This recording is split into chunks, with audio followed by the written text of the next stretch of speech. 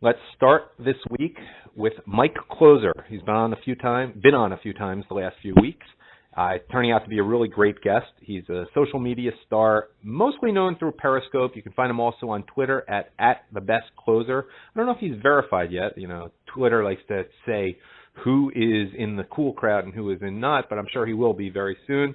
And Mike is going to take on the responsibility, this being the first time I've left the state of Florida since I started this show. And, I just didn't focus on the news that much. And the biggest news is what occurred today with the Supreme Court. But let me, at this point, bring in Mike Closer to get me up to speed. Thanks for joining me, Mike. My pleasure. I'd love to get you up to speed. And you're absolutely right. Great news. The government has satisfied the standard for issuing the stay. That's a beautiful statement, but there's a few more details to it that are quite nice to hear. And so I wanted to actually say the language, which they put in Latin, which I deciphered for everybody here to help us all out. But basically, the government has also established that failure to stay the injunctions will cause irreparable harm by interfering the injunctions. Bottom line is this. They are saying that the government's interest in preserving national security, again, the hardship caused to the respondents. Needless to say, I grant the government applications for a stay in its entirety, and all other judgments are gone. That includes the Ninth Circuit over and over and over et al. That was my Latin at the end, to basically say another version of winning, which the president had the full authority to do. So basically, Trump won, Ninth Circuit 0 would be the score today. It's over. All the so-called Muslim travel ban is legal, and nice try, liberals. Nice try, exactly. You got it. The Supreme Court says in October, November, they're going to take this up again in its entirety to stay.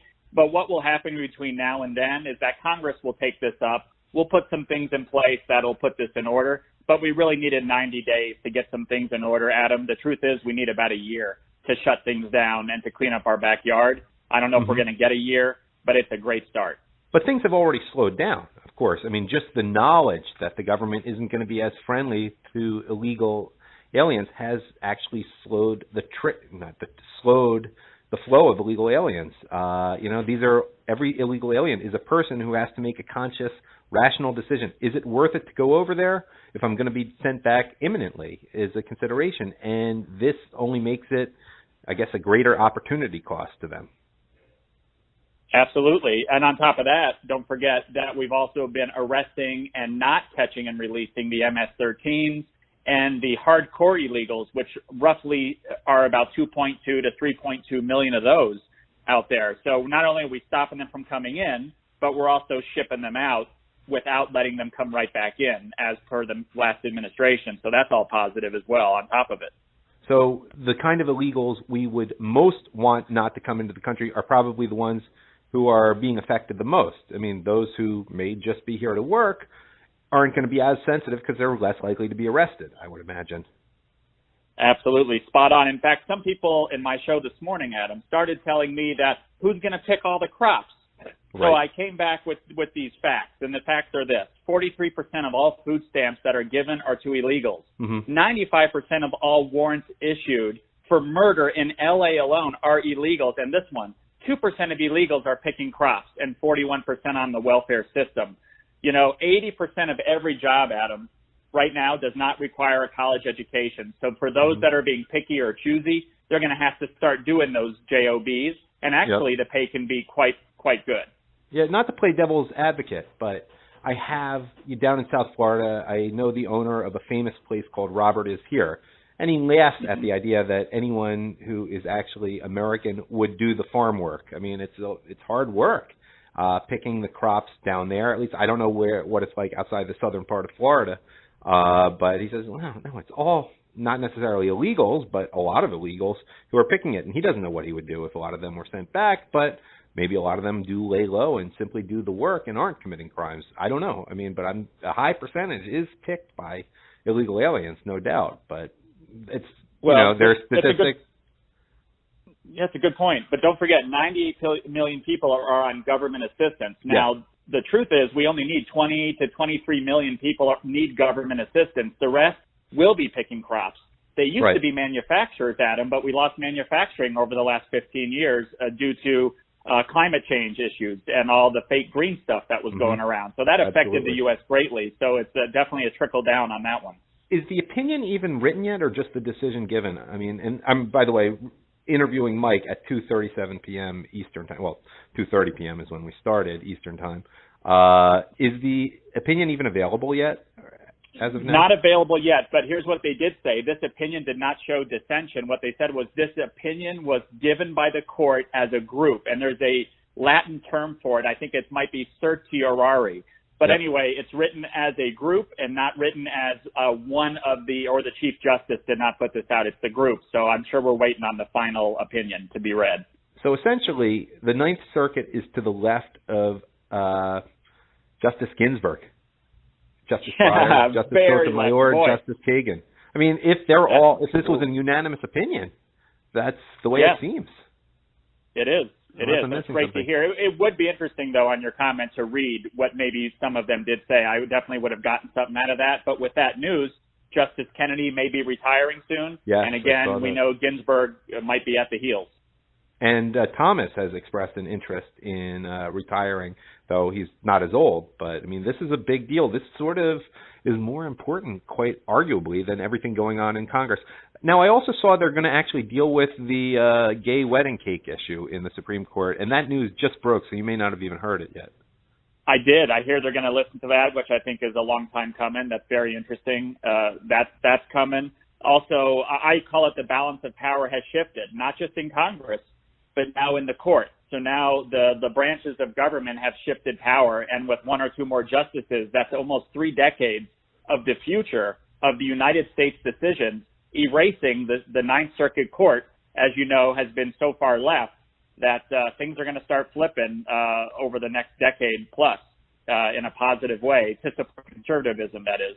Have you had a chance to look at leftist reactions on social media, whatever, on Twitter, whatever? Or are they just not even bothering here and still attacking Nancy Pelosi, whatever?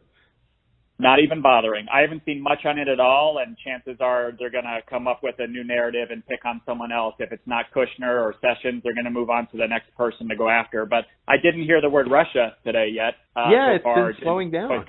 It's been slowing down. Well, it seems like, but in all seriousness, it seems like one person they are picking on is Nancy Pelosi. You've caught that over the last week, haven't you? Like, there is an element of, like, enough with this idiot. She's holding us back. It's like maybe they're actually starting to look internally at this point. What's your assessment? You follow the news a lot more closely than I was. I was at a big family event and traveling over the last 5 days. Well, I think they are. Bernie and his wife are now under investigation for 2 counts we can of talk bank about fraud. that too. That's right there. Everything you're saying, I mean, things are definitely changing. So, well, that's not the left turning on Bernie. That's the criminal justice system turning on. And by the way, how is Bernie involved in that as opposed to his wife? Exactly. Well, I read one of the stories I read. It had to do with a bank loan application that was filed under false pretense to achieve something that none of us could ever get. Kind of like Obama's zero-interest loan for the properties he owns in Chicago. Things that you and I would never have access to, I believe that they filed under false pretense, and they hired attorneys late last week. But, a lot of this, keeping Pelosi in place, as President Trump said, actually is a nice poker move. To keep the devils in place that you know versus the ones you don't, with the losses mounting, might not be a bad thing. It's kind of like playing the generals if you're the Harlem Globetrotters. Why not keep them around? It's great for Republicans. And by the way, Pelosi's not getting any younger either. And for that matter, Bernie Sanders isn't either. So, there might be a downside for him not being the leader of the left, a downside to Republicans. But sure, it seems like they're blocking out any young leadership. I haven't heard of, who was the guy, Castro in San Antonio? You haven't heard a word from him since last year? There's no young leadership being groomed as far as I can see. And then the moderates, you don't hear a word from Brian Schweitzer in Montana, et cetera, someone who really could be a moderate leader. Who's the current governor there? Steve, whatever. Bullock. By the way, let alone any platform. So let alone, they don't have a platform. They'd rather do identity politics or pick on people, but they certainly won't step up and talk about, like Hillary Clinton said this term, she called us the death party. So I went back and did some research with some of my great supporters, and apparently over the last, 15, 20 years, there have been 84 million abortions. but I'm pretty Right. sure that they would be considered the death party, but yet they wanted to label us. So I know we can flip that script, but Adam, this kind of erased some of the extra good news that was out there. The VA wait time went down from 23 and a half days down to 8.5 under President Trump. And I know he's not happy with 8.5, but I know some vets that are truly happier and telling me the wait times are 5 days now. So things like this are not getting out to where they need to be heard, but beautiful things are happening. And what else do I need to know about? We're not going to have many opportunities like this where I completely slack in doing my homework for a 4-day period. I mean, usually I do keep up with the news pretty well.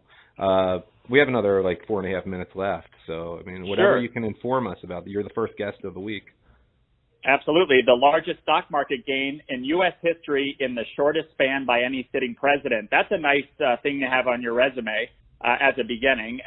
So that's one. The most jobs created by any president in the shortest span. That's also beautiful. And I know President Trump is trying to push that health care plan through, and I saw the working document as a beginning.